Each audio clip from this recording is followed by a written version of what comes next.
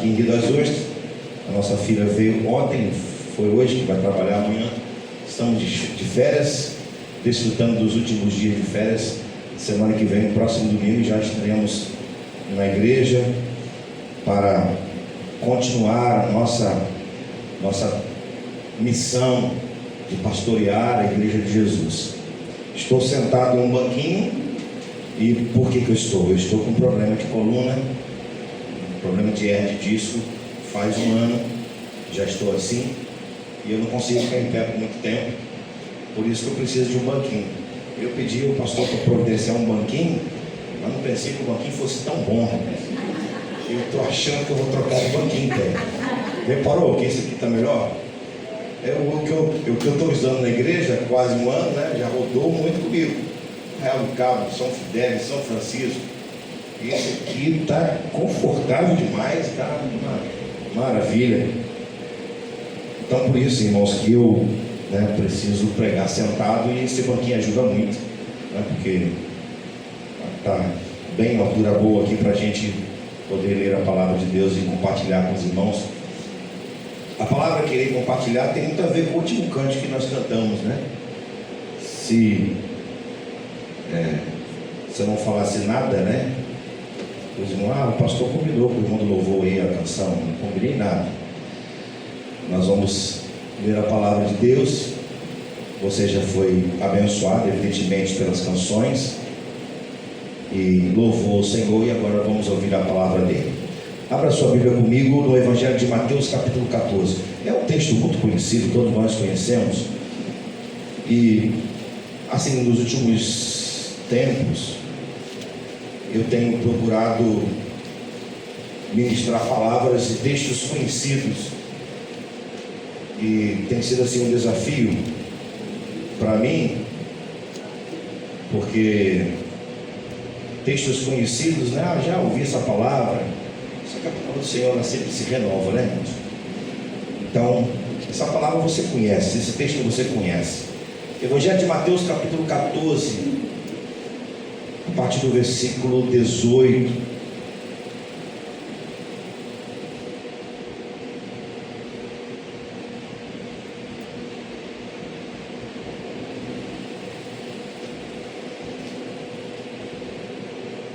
Evangelho de Mateus, capítulo 14, a partir do versículo 28, perdão. 28.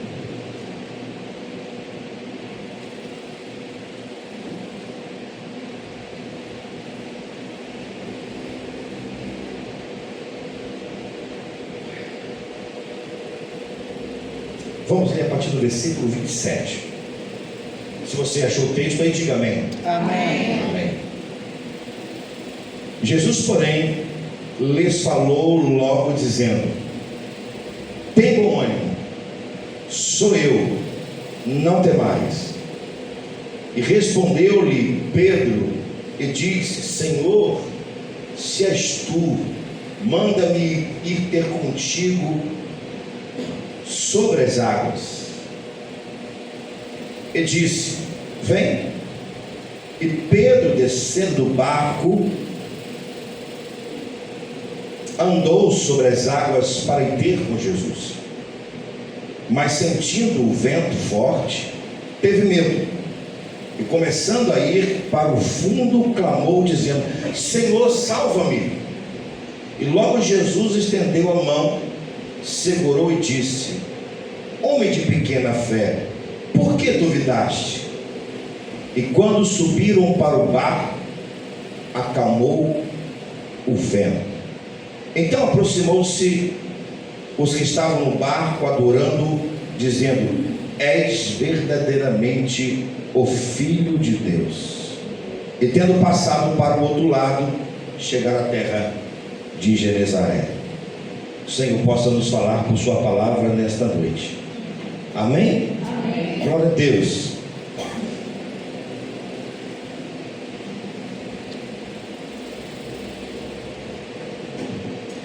O tema da mensagem desta noite eu vou passar para você e você vai falar para o seu irmão, tá bom? O tema é esse, ó: tenha coragem de dar passos diferentes. Tenha coragem de dar passos diferentes. Amém? Glória a Deus. Amém. Esse é o tema da mensagem dessa noite. Tenha coragem, meu irmão, de dar passos diferentes. A Bíblia nos diz no livro de Hebreus, nos aponta no livro de Hebreus, nos fala no livro de Hebreus. Eu li Mateus, não vou pregar sobre Hebreus, mas é apenas para a gente começar a pensar na mensagem desta noite. Hebreus capítulo 11 fala da galeria da fé. E lá, no final da galeria da fé, vai falar de homens e mulheres que foram cerrados pelo deserto, pelas covas, pelas cavernas da terra. E esses homens e mulheres, eles viveram pela fé. E diz no texto lá que esses homens e mulheres, o mundo não era digno deles. É o final do texto dos Hebreus 11 que vai falar sobre isso, ou seja, o versículo 38 e 39. Virando o capítulo 12 de Hebreus, tem uma coisa muito interessante ali, que fala assim, começa o capítulo 12 de Hebreus dizendo assim: portanto nós também estamos rodeados por uma tão nuvem de testemunho. Ou seja, parece-me que o autor dos Hebreus quer nos incluir na galeria da fé. Ele está falando para os irmãos da época, os cristãos da sua época, mas é óbvio, é evidente, que a galeria da fé não é uma galeria fechada, é uma galeria aberta, porque nós estamos aqui nessa terra e nós vivemos da fé e pela fé. Então você, meu irmão, faz parte da galeria da fé, porque você vive pela fé, e vamos falar sobre isso durante a mensagem. Mas por que eu estou dizendo isso? Eu estou dizendo isso para apenas trazer para o nosso pensamento desta noite, a partir do texto, evidentemente, que lemos, que esses homens e mulheres deram passos na vida diferentes. Eles foram diferentes. A galeria da fé começa com Abel, né? E vai terminar não citando nomes, mas falando de muitos homens e mulheres da Bíblia que deram passos na vida diferentes, que tiveram coragem de ser diferentes. Nós vivemos hoje a realidade, meus irmãos, de uma igreja complexa. Deixa eu te falar como um pastor, um pouco como pastor, não como pregador agora. De vez em quando eu preciso fazer aqui uma análise, claro, evidentemente, a partir da oração e da busca pelo Espírito Santo. Que tipo de pastor eu preciso ser para a igreja? Então, 3 vezes ao ano eu preciso ler as cartas pastorais de Timóteo e de Tito. Mas também, pastor Jeremias, eu preciso orar, falar com Deus e me fazer a seguinte pergunta: que tipo de igreja eu estou pastoreando? Porque assim, as coisas são tão complexas e a igreja é tão complexa que a gente precisa fazer essas perguntas. Evidentemente que falta muita coisa na igreja. Eu não estou dizendo que não falta pessoas de fé. Acabei de dizer que nós estamos aqui na galeria da fé. Nós aqui pertencemos à galeria da fé. Amém? Amém. Amém, irmãos? Amém. Fiquei assustado. Mas, irmãos, parece-me que muitas vezes na igreja de Jesus, eu não estou falando aqui especificamente da nossa igreja aqui. Nossa, porque hoje estou aqui, então aqui é nossa, né? Meu pastor Jeremias. Não estou falando aqui da nossa igreja agora, especificamente. Parece que quando nós olhamos para a igreja, falta muita gente de coragem para fazer coisa diferente.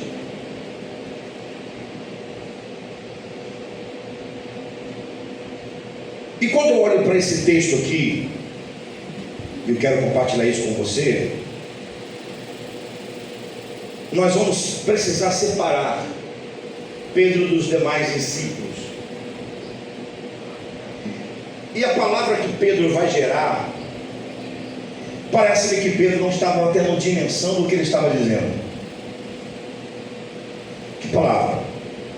se ao Senhor manda ter contigo sobre as águas. Você consegue entender alguém dizendo algo diferente e vivendo algo diferente? Se Pedro estava falando com Jesus, evidentemente que ele estava orando. Vamos pensar sobre isso. Que tipo de oração fazemos? Ou será que as nossas orações elas são repetitivas? A grande verdade é que nós precisamos hoje ser crentes com passos diferentes. Passos diferentes não significa dizer passos errados. Não, pelo contrário. Nós precisamos continuar seguindo as pegadas de Jesus, porque elas continuam falando a igreja dele. Pois bem, você sabe bem, eu estou só te lembrando, que os evangelhos vão registrar dois momentos em que Jesus passa com seus discípulos em tempestade. Em um momento, Jesus está no barco. Ele está dormindo no barco. Ele é acordado na hora da tempestade. Em outro momento, é esse que nós acabamos de ler, Jesus não vai para o barco, pelo menos no começo. E pelo contrário, ele vai empurrar o barco. Jesus está aqui nesse momento numa dinâmica muito grande em seu ministério.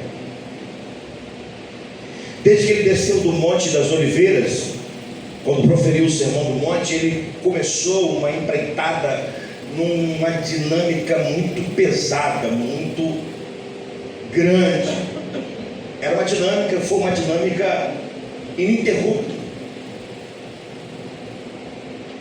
Desde que ele desceu do Monte das Oliveiras, que ele curou aquele leproso, ele começou a viver uma dinâmica ministerial pesada, grandiosa, ininterrupta. O contexto vai dizer isso, né? E nós precisamos lembrar que os discípulos estavam junto com ele. Os 12 estavam com ele. Então, se Jesus estava numa dinâmica pesada, os discípulos estavam acompanhando. E é claro, é óbvio, que na maior parte desse momento aqui, Jesus trabalhou, os discípulos só observaram. Mas eles estavam juntos. Significa dizer que eles estavam também numa dinâmica muito grande. Pois bem,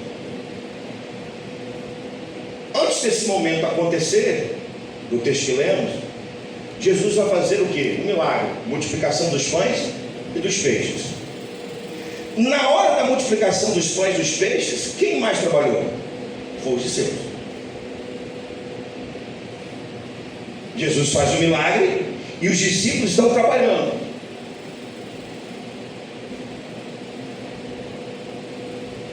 Multiplicando, ou melhor, distribuindo os pães, os peixes, atendendo a multidão, depois colhendo os cestos. Então, nesse momento, Jesus está fazendo o milagre, mas os discípulos estão cansados. Você já vai entender onde eu quero chegar.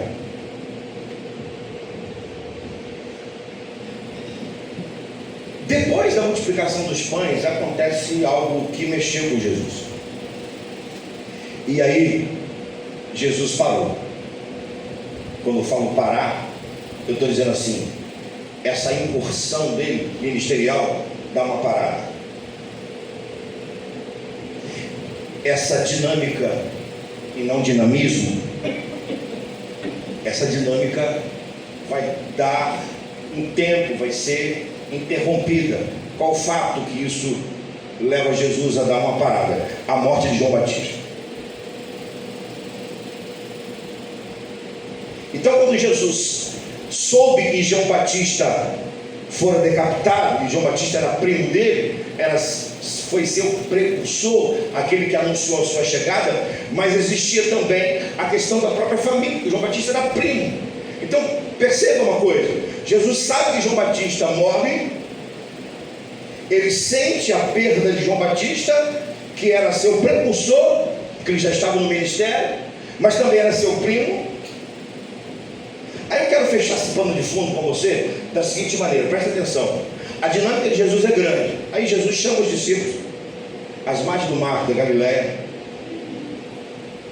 os discípulos cansados, e ele também, e Jesus libera uma palavra para os discípulos. Primeiro Jesus coloca todos eles no barco e fala assim: passaremos para o outro lado. Você está comigo? Diga amém. Amém. Que bom, vamos lá. Passaremos para o outro lado.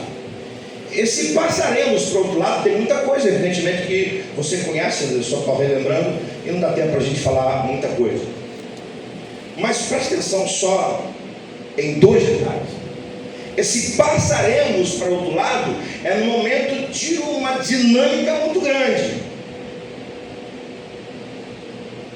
E esse passaremos para o outro lado significava dizer enfrentar o mar da Galileia, ou o mar de Tiberíades, em um momento que era completamente desfavorável. Estamos falando de homens que conheciam o mar da Galileia, principalmente Pedro, Tiago e João. A gente lembra de Pedro, Tiago e João por quê? Cada musiquinha, né? Pedro, Tiago e João no barquinho. Então a gente lembra logo dos três. Então veja bem, o cenário é um cenário de cansaço, de esgotamento físico, emocional, de fadiga, por que não dizer de perplexidade. Jesus acabara de saber que seu primo morreu, os discípulos estavam cansados, e Jesus então pega os discípulos, coloca no barco. E quando eu leio o texto, a impressão que eu tenho é que Jesus está colocando o pé no barco assim, empurrando o barco assim: passaremos para o outro lado.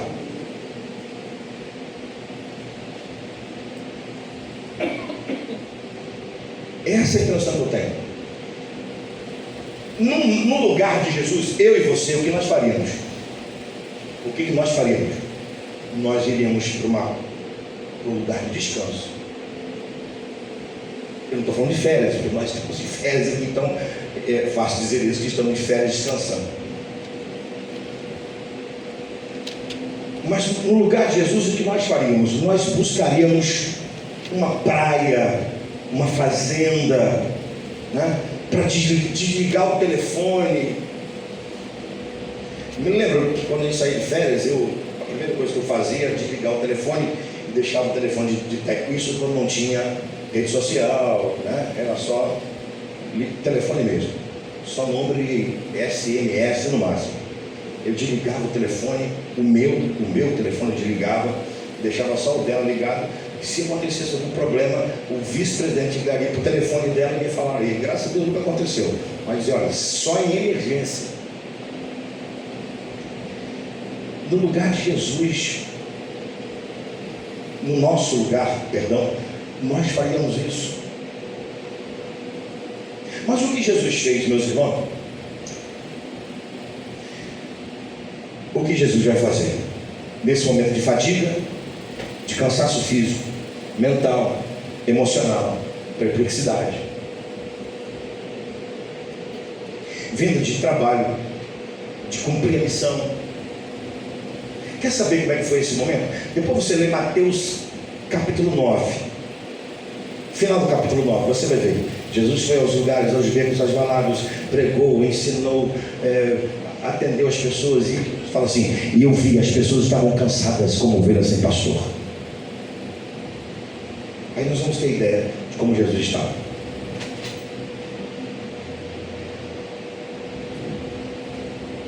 Então o que Jesus fez? Primeiro, ele vai se afastar dos seus discípulos. Segundo, ele vai despedir a multidão que estava acompanhando. E terceiro, vai orar.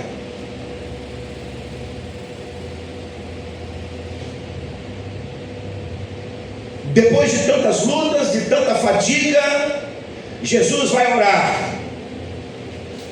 E os discípulos? Enfrentar uma tempestade. O que você preferia fazer? Orar ou enfrentar uma tempestade? Lógico, óbvio, orar. Parece que Jesus está escolhendo descanso e fazendo os seus discípulos viver uma tormenta. Não seria melhor Jesus estar num barco com os discípulos, como foi no outro momento, em outro contexto, ou da primeira vez? A impressão que nós temos quando lemos o texto e o contexto é que parece que Jesus vai orar para descansar, enquanto os discípulos vão enfrentar uma tormenta. A impressão primária é: não, eu trabalhei mais do que eles precisam passar por um momento assim bem pesado para igualar. Nada disso. Jesus não vai descansar. Pelo contrário, Jesus vai batalhar em oração. E os discípulos vão enfrentar uma tempestade porque precisavam aprender alguma coisa.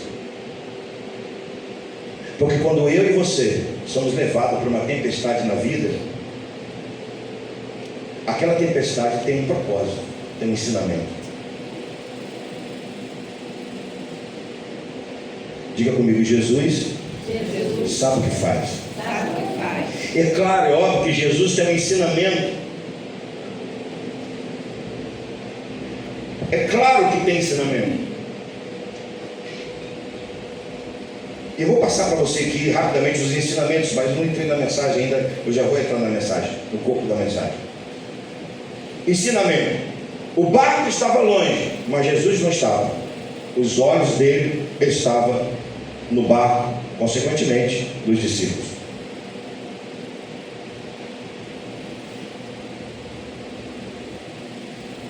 Eram apenas 12 quilômetros, 15 quilômetros. Apenas, era muita coisa, né? Mas Jesus não tirou os olhos dos discípulos no meio do barco. Quando você passa uma tempestade, fique tranquilo. Jesus não tira os olhos de você. Outro ensinamento: o vento foi contrário. O vento que os discípulos enfrentaram foi contrário. Mas Jesus sempre estava a favor dos discípulos. O vento é contrário, mas Jesus está sempre a favor. Terceira lição: Jesus sempre chega na hora em que mais precisamos. Se você ler o texto, você vai ver que Jesus chegou na hora, exatamente na hora que eles precisavam. Pois é exatamente assim na minha vida, na sua vida e na igreja dele. Ele sempre chega na hora certa. Posso ouvir um amém? Amém. E aí vem a última lição, e é em cima dela que eu quero desenvolver com você o restante dessa mensagem. Todo momento de tormenta ou de tempestade é oportunidade para se viver algo novo. Todo momento de prova, de deserto, é sempre oportunidade que Deus está nos dando para vivermos algo novo.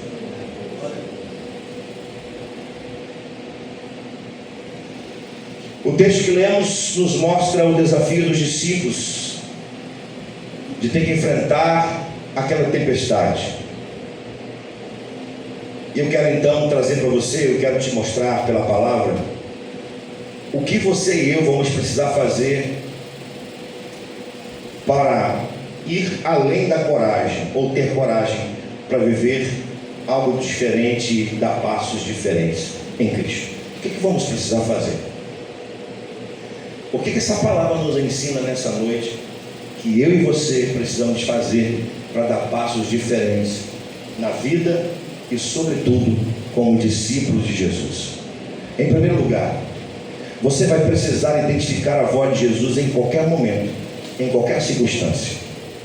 Primeira coisa que você e eu vamos precisar fazer é identificar a voz de Jesus em qualquer momento ou a qualquer momento, em qualquer circunstância ou em qualquer realidade. Versículo 26, 27 nos mostra isso.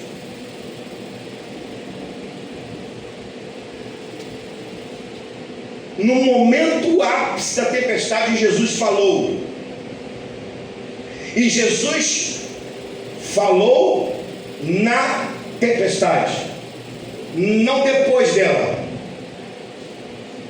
E chama a sua atenção para a frase liberada por Jesus. A frase liberada por Jesus é: não temas, sou eu.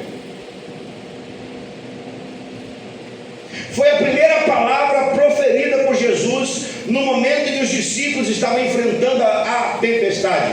Repare que os discípulos estavam confusos. Confusos por quê? Porque os ouvidos estavam ouvindo sonhos literais, por fora e por dentro. Vamos chamar de vozes. E a primeira voz é a voz da insegurança. E quem não tem? E quem não ouve essa voz? Voz da insegurança. O que fazer quando se perde o controle? E quem não perde? E quem nunca perdeu? Estamos falando de 3 homens exímios pescadores que conheciam tudo, de mar, de barco, de vento, de tempestade, mas naquele momento estavam inseguros, não sabiam o que fazer. O vento é forte, as ondas são fortes, o barco estava sendo levado pelas fortes ondas, e por mais que o barco ou nele houvesse profissionais, mas a realidade era maior. Mas eu chamo sua atenção para a voz de Jesus antes dessa. Qual foi a última vez que Jesus falou com os discípulos antes dessa voz aqui na tempestade? Não tem, mas sou eu. Qual foi a última vez que Jesus falou? Passaremos para o outro lado. Interessante, meus irmãos, que Jesus vai colocar no plural. Passa, ele se inclui. Não, não é só vocês. Nós vamos passar para o outro lado. Teoricamente daria segurança para os discípulos pensar assim: ah não, se Jesus falou é garantia. Mas no momento da dificuldade, às vezes a gente não consegue perceber, entender que a voz de Jesus continua falando. A gente lê Bíblia, medita na palavra, a palavra entra no nosso coração, mas na hora da dificuldade parece que a voz foge. A insegurança fala mais alto. Essa palavra de Jesus deveria dar segurança, mas na hora do ápice perdeu-se a segurança. Você não pode perder a voz de Jesus. Você não pode deixar de ouvir a voz dele. Você precisa continuar ouvindo a voz dele. A voz de Jesus é a sua segurança para você acordar amanhã pela manhã. Amanhã segunda-feira, começa mais uma segunda-feira, mais uma semana. A voz de Jesus precisa falar aos seus ouvidos. O seu espírito precisa ser treinado para você ouvir a voz do Espírito, a voz de Jesus. Porque se seu espírito não for treinado, você vai ouvir a voz da insegurança. Mas existe outra voz, que é a voz do medo.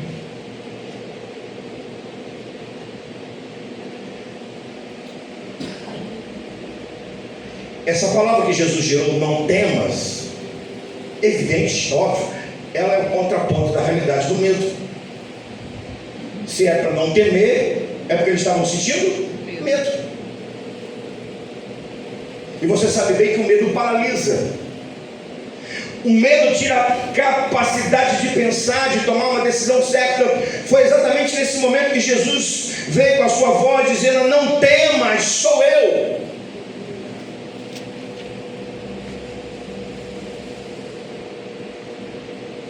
Numa leitura superficial, essa palavra não temas, sou eu, já traz segurança. Mas se nós olharmos para o significado dessa palavra, sou eu, irmãos, isso aqui é forte demais. Esse sou eu não é apenas o próprio Jesus falando, era Deus falando, porque Jesus era e é Deus. Essa expressão sou eu, esse verbo, mas esse pronome sou eu, é uma expressão usada pelo próprio Deus do Antigo Testamento. Lembra quando Moisés falou assim para Deus, quando Deus o desafiou a descer para o Egito: Senhor, eu vou falar o que para os anciãos de Israel? Eu vou descer lá para desafiar o faraó e vou dizer o que os anciãos? Eu vou dizer quem que eu vou dizer? O que eu posso dizer? Você vai dizer que eu sou, mando dizer que eles sairão do Egito, porque eu vou tirar do Egito. Sou eu.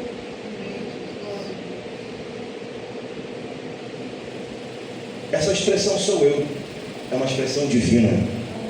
Ela significa dizer, e perdoe-me pela redundância, significa dizer que Deus é o Deus que nós precisamos que Ele seja na hora certa. Então, se você está doente, Ele é o Jeová Rafa.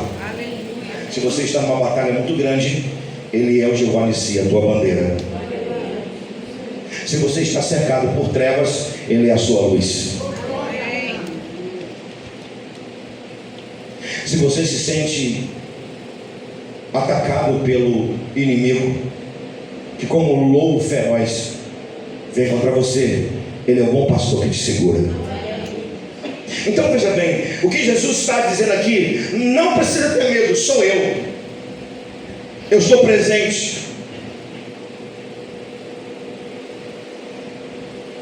Irmão, vamos precisar desses dias identificar a voz de Jesus e romper todo o medo. Amém. Eu não sei o que vem por aí, eu não sei o que vamos enfrentar, mas nós não podemos ser tomados pelo medo. Por quê? Porque o eu sou está conosco. Porque o Deus Todo-Poderoso está conosco. Amém? Agora preste atenção, qual foi a segunda palavra gerada por Jesus? Foi um verbo, na verdade foi um chamado: vem.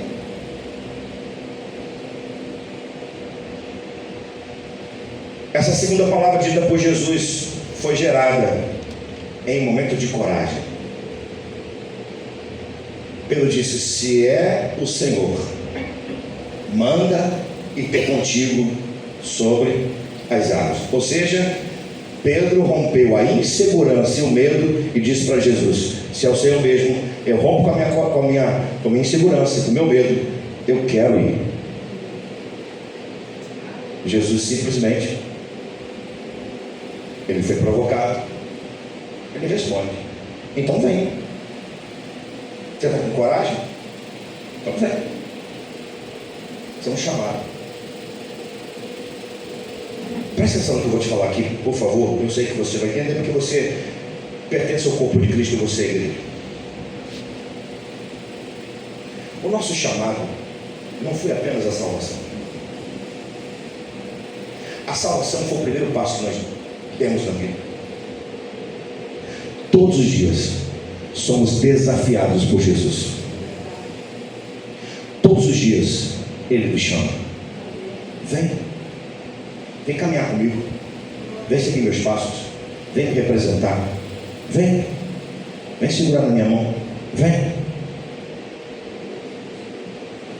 Então, irmão, para você viver coisas diferentes, para você dar passos diferentes, você vai precisar ouvir a voz de Jesus, identificá-la. Afinal de contas, você é ovelha do sumo pastor. O bom pastor conhece a voz da ovelha, mas a ovelha também conhece a voz do seu pastor. Amém? Amém. Aleluia. Em segundo lugar, o que você vai precisar fazer, além da coragem para viver algo novo e dar passos novos em sua vida? Segundo, você vai precisar ser diferente, fazer diferente da maioria. Isso se você quiser viver um sobrenatural. Eu vou correr um pouco mais agora. Após Pedro receber um convite de Jesus, ele vai viver um tempo de experiência sobrenatural. Isso é lógico. O texto diz que ele caminha sobre as águas. Pedro, estou falando de Pedro agora. Então, se ele caminha sobre as águas, ele viveu o sobrenatural. Amém? Amém. Ou é natural um homem andar sobre as águas? Claro que não.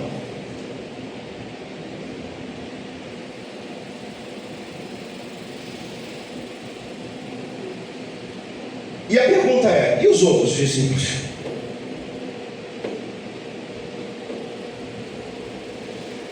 Os outros foram tomados pelo espírito de insegurança e de medo. Vivemos em um tempo onde as pessoas que estão na igreja, elas são assim, tomadas pelo espírito de insegurança, de medo e outros espíritos.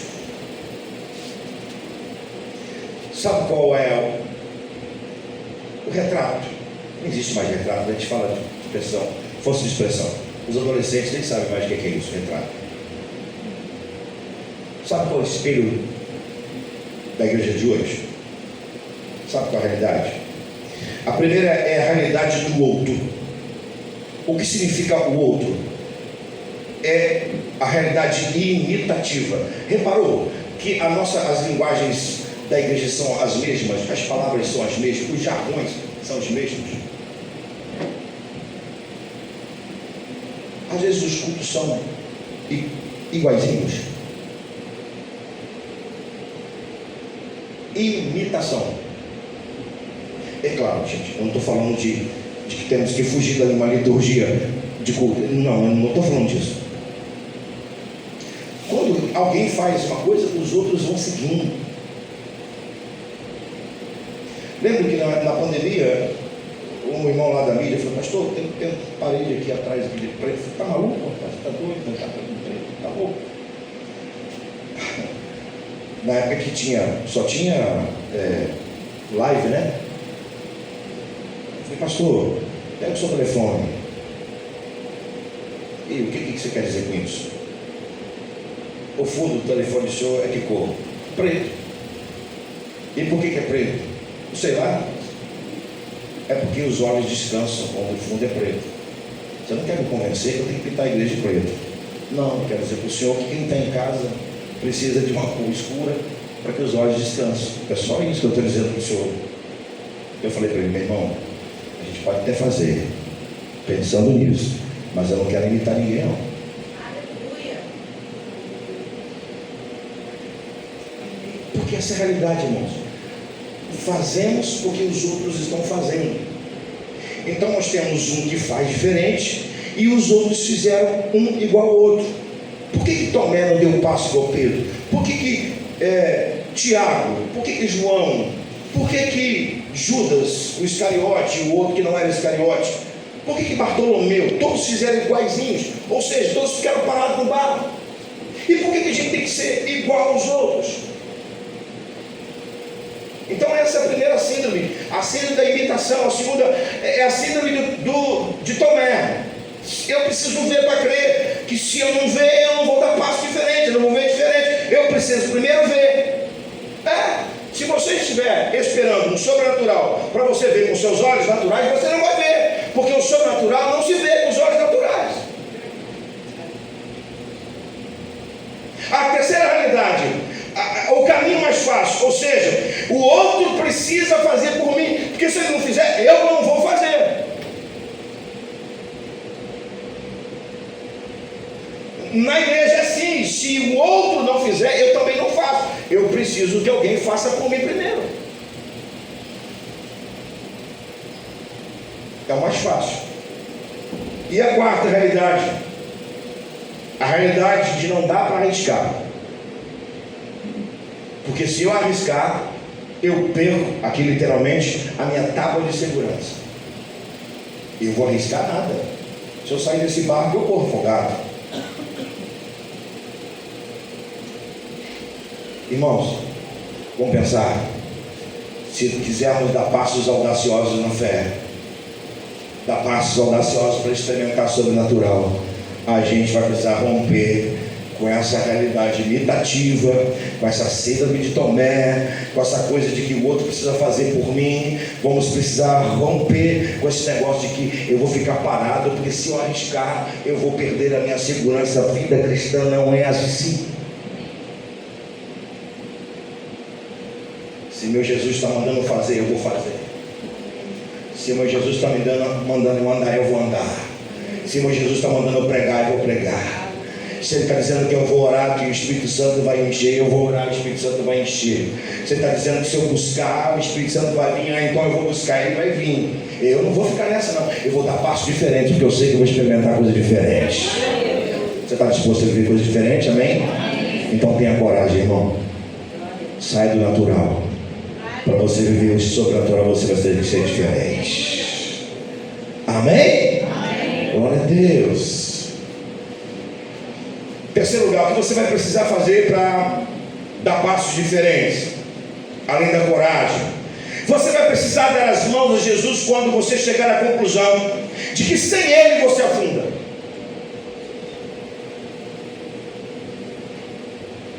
Sem Ele você não caminha. Vamos voltar ao versículo 30. Você pode ler comigo o versículo 30, por favor? Só o 30.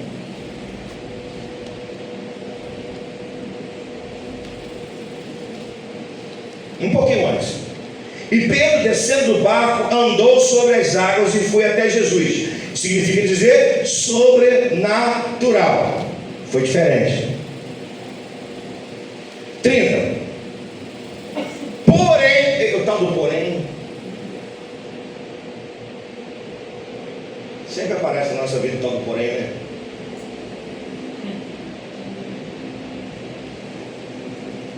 Cadê? Aqui.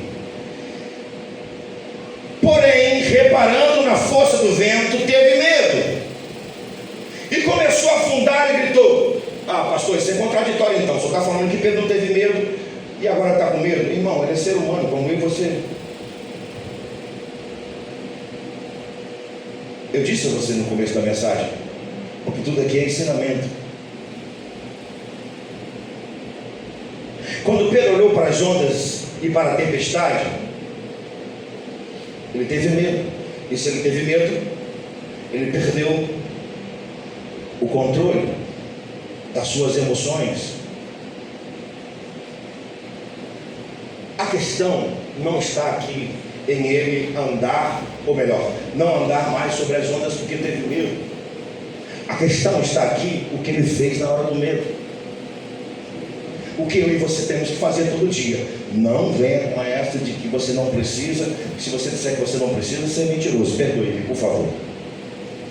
O senhor está falando de quê, pastor? Segura na minha mão, Jesus. Eu preciso.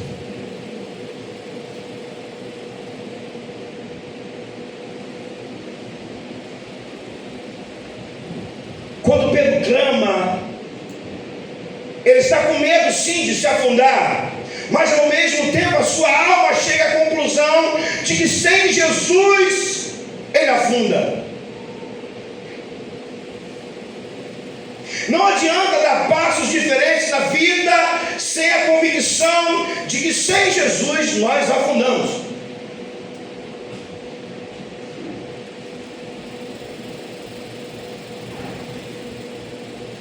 Isso para mim tem um grande ensinamento, tanto ministerial, ou melhor, tanto pessoal quanto ministerial. Por quê? Eu não vou colocar meu piloto automático para funcionar de jeito nenhum. Não vou arriscar. Se eu precisar, eu vou clamar mesmo. Se eu precisar, eu vou estender a mão mesmo e vou dizer: Jesus, me socorre. Minha alma está gritando.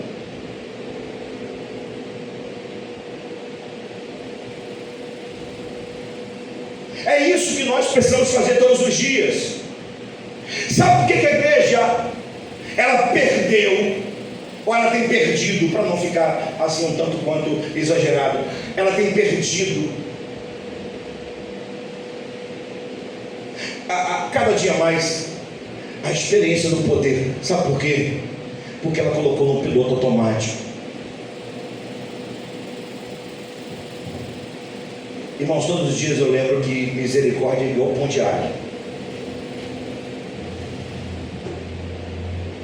Fazendo referência ao charado do profeta Jeremias aqui, nosso pastor. As misericórdias do Senhor se renovam todas elas não têm. Sabe o que significa isso para mim? Se elas renovam toda manhã, eu não vou esperar outra coisa senão eu pedi-la todos os dias. O fato dela se renovar todas as manhãs Significa dizer que todas as manhãs eu preciso dela, e todas as manhãs eu vou clamar por ela. Eu olho aqui para Pedro e tudo que eu vejo é exatamente isso, meus irmãos. Eu preciso continuar a dar passos diferentes na minha vida pessoal, ministerial, mas todos os dias eu preciso levantar as minhas mãos e pedir: Jesus, me socorre, segura na minha mão, porque sem o Senhor eu afundo.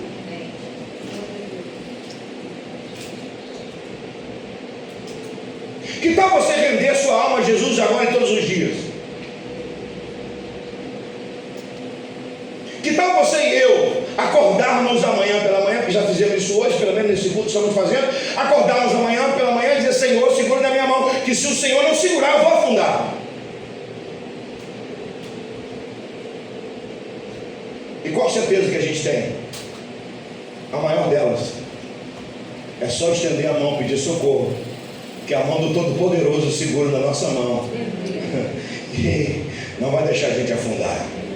Tenha coragem para dar passos diferentes, e ainda que você olhar para o lado, para o outro, e perceber que você está afundando, fique tranquilo. É só você estender a sua mão, porque aquele que te deu a coragem para você dar o passo vai ser o mesmo que vai segurar na sua mão e vai sustentar você. Posso ouvir um amém? Não ouvi. Eu posso ouvir um amém, irmão? Aleluia. Tenha coragem, irmão. Dê passo diferente.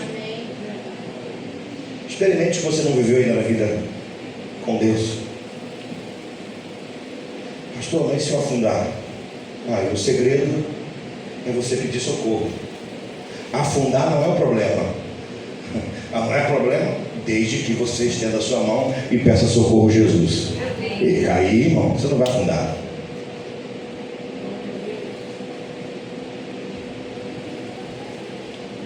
Em último lugar, o que você vai precisar fazer? Além da coragem para viver algo novo, dar passo diferente em Jesus. Você vai precisar focar sua fé nele o tempo todo. Podemos voltar ao versículo 31? Estou caminhando para o final.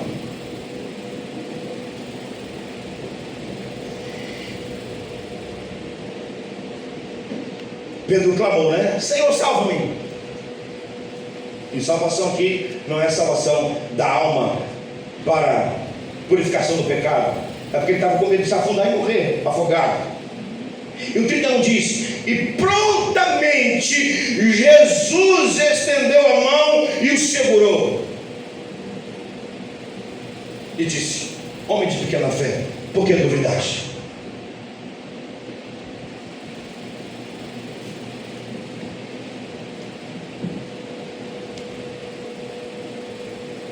Se você não lesse comigo a Bíblia, a primeira parte, e lesse somente a segunda parte, você e eu, nós, iríamos dar cada dislike em Pedro.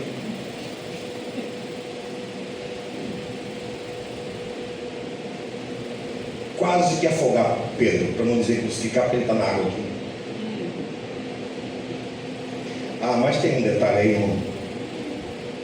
E Jesus prontamente.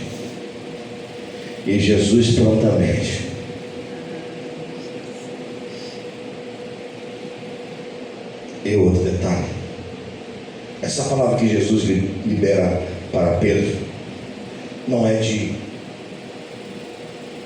outra coisa senão: eu estava torcendo para você fazer mais.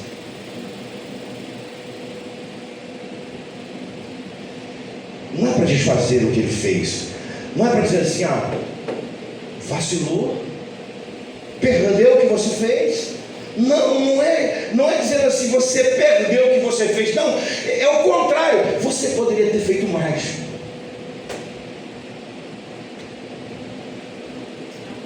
Você sabia que Jesus fica torcendo por nós?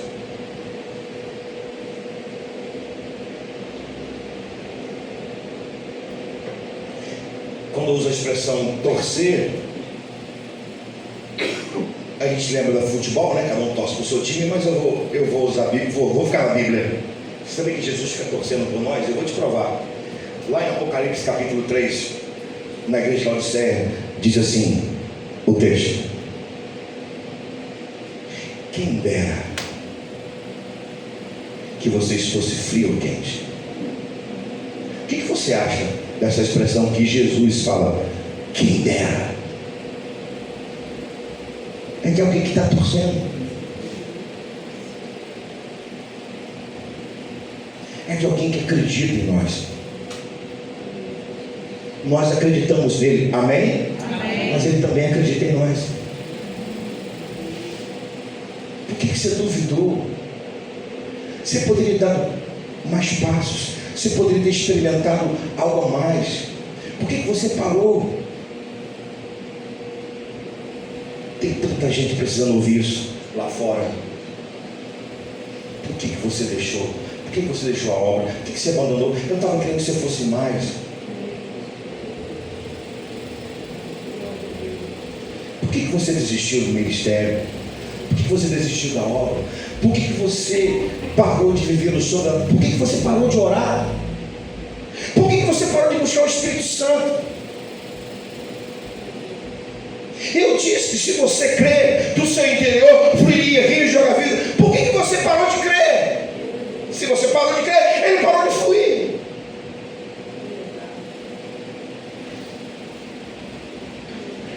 Em outras palavras, o que Jesus está dizendo para Pedro é: por que você tirou os olhos de mim? Não tire. De que fé Jesus está falando? Primeiro, de uma fé perseverante.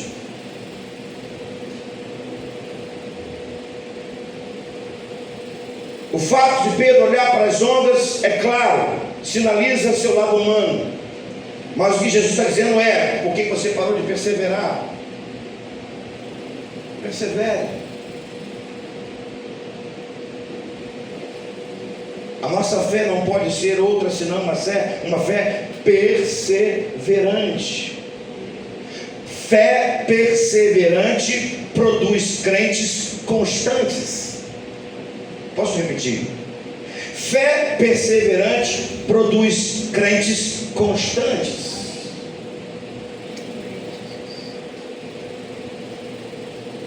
Que tipo de fé Jesus está falando aqui? Segundo, de uma fé madura. O que é uma fé madura? Uma fé madura é uma fé que nada abala. É como um casco de tartaruga. Já viu o tartaruga andando? Ela vai lentamente, mas nada lhe abala. Uma vez eu estava num sítio, não é tartaruga, é outro animal parecido com tartaruga, não sei se é carne, não sei se é jabuti. O bichinho virou de cabeça para baixo. Eu olhei aquilo, e as perninhas do bichinho não se moviam, a cabeça não se movia. Aí eu chamei o rapaz que trabalhava no sítio, porque o bichinho está com a cabeça para baixo aí. Vai lá, desvira ele, entra lá, porque era um lugar assim, preparado para os animais, né? O rapaz falou assim: não precisa não, pastor, fica tranquilo. Ah, tá, ele vai desvirar. Não, o outro vai desvirar ele. Daqui a pouco, um outro jabuti, cabra, não lembro, vai chegar perto dele, vai encostar o casco dele, vai dar uma encostada, e ele vai ficar normal, vai virar de pé para cima novamente. Eu falei assim: meu irmão, isso aqui tem igreja que precisa aprender com isso aqui, porque tem crente que vê o outro cabeça para baixo, em vez de ajudar, afunda mais ainda.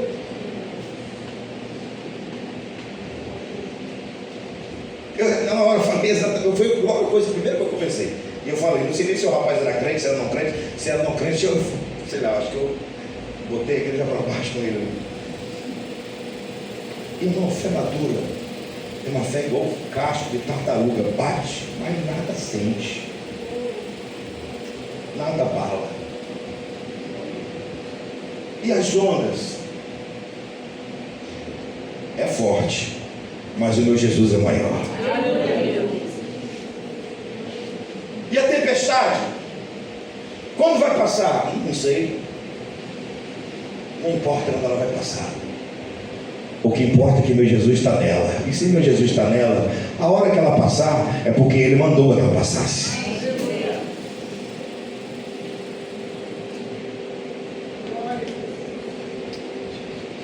A maturidade na fé vem com as experiências.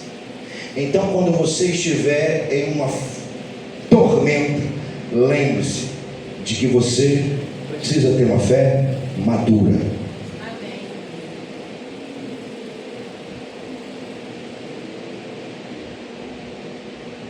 Qual foi o segredo? Qual é o segredo para nós? Que Jesus está falando para Pedro: não tire os olhos de mim. Hebreus 12:2. Olhando para Ele, autor e consumador da nossa fé. Não tire os olhos de Jesus, irmão. Posso ouvir um amém? Amém. Então deixa eu concluir. Porque se fosse Jardim Carioca, estava na metade do culto. E aqui estamos terminando, né? Eu comecei essa mensagem citando para você Hebreus 10. Eu quero terminar citando Hebreus 11, o começo. Perdão, Hebreus, citei 11, vou citar 10. Eu comecei citando Hebreus 11, 38, 39. Vou terminar citando Hebreus 10, 38 e 39. Como não acredito em coincidência, e não existe. Hebreus 10, 38 e 39 diz que o justo viverá da fé. Contudo, se retroceder, minha alma não se apraz nele, ou não tem prazer nele. Não somos daqueles que retrocedem, mas somos daqueles que creem.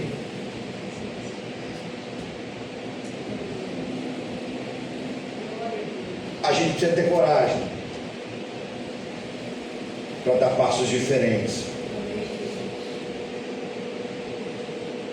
e não olhar para trás. Amém. E não retroceder. Aleluia. Uma vez que você deu passos diferentes, por que você vai voltar? Continue.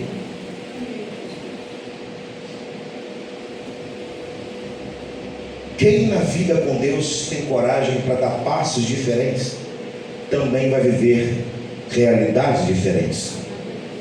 Vou repetir. Quem na vida com Deus tem coragem de dar passos diferentes, também vai viver com Ele realidades diferentes. Que tipo de cristão você está sendo? Você é um cristão igual à maioria? Você é um cristão levado pela maioria? Você é um cristão influenciado pela maioria? Ou você é um cristão diferente da maioria?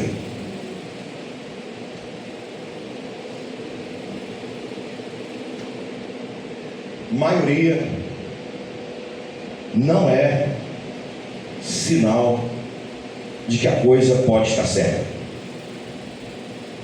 Maioria pode não ser sinal de que Deus está operando.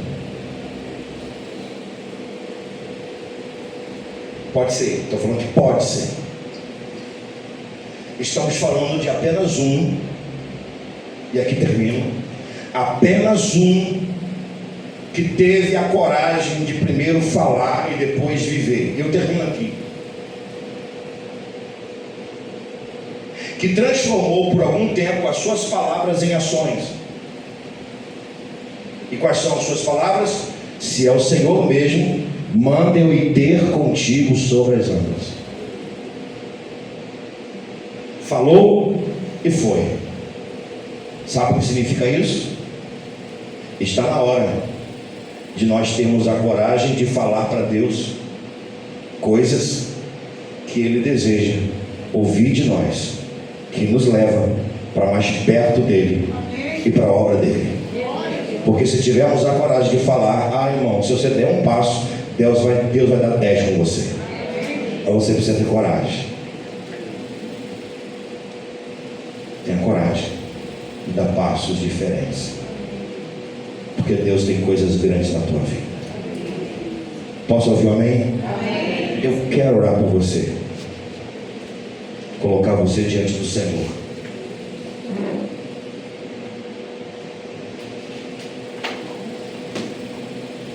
Minha oração nessa noite para os corajosos, para as corajosas, que deseja viver coisas profundas com Jesus.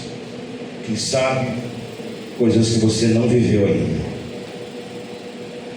Quem sabe passos que você não deu ainda. Eu quero orar por você.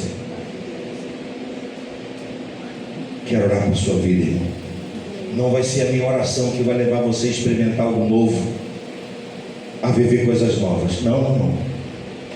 Vai ser a sua coragem, a sua fé, o seu passo, a sua determinação, sobretudo a sua sensibilidade em saber que Jesus está te chamando. Ele está te chamando nessa noite. Vem, vem. Quer experimentar? Vem.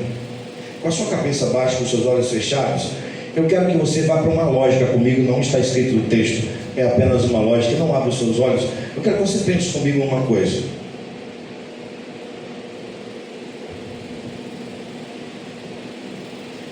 Qual é a lógica? Depois que Pedro foi restaurado por Jesus e que ele teve seus braços seguros por Jesus, ele voltou a andar com Jesus. Só que dessa vez ele não está sozinho, ele está segurando Jesus, na mão de Jesus. Ele está andando com Jesus sobre as ondas, e eles vão para o barco onde estavam os outros.